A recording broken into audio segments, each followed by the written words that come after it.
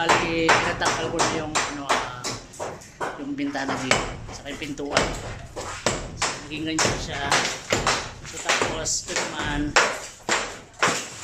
natanggal ko rin yung, pintuan dito. Gagawin ko ng slide. Yan, guys. Yan. So, ito yung parking area. Oh, init. 3 days later. So, ayan.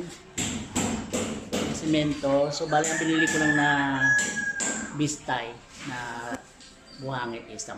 Saka isang na Rizal. Kasi makadadala Rizal. Ayan. So, ito yung bintana na 120.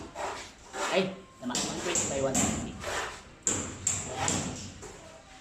Tapos, ito yung bintana na pababa. Ayan. Yung buwan. Pasok tayo.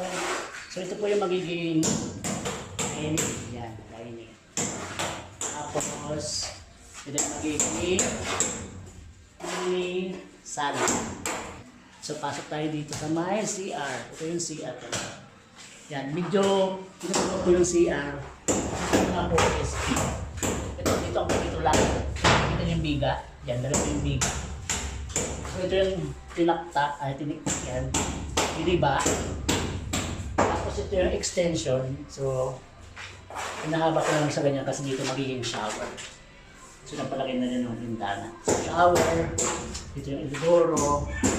Ito yung mini lamabo na maliit. Tapos, nalagay ko din yung washing machine. Yan. Tapos, ito yung magiging, ito yung extension. Ito yung magiging kusina. So, ayan.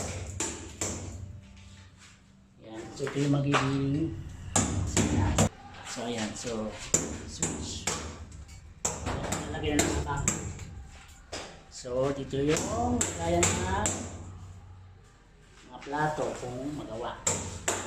So, ayan. So, pasok tayo dito sa may ayan. Ito yung magiging mini. So ito, magiging sliding door na lang siya. Pasok ko sa kwarto. So pasok yung kwarto, ito lang yung magiging kwarto. Kung malaki yung bintana. So ito siya. Tapos, ito, ginawa kong parking. Yan, kasi mahirap mag-park sa labas. So okay lang naman. Okay naman yung siya. Basta party-party, lalabas ko yung kotse, tapos pwede na yan. Yan. Happy-happy.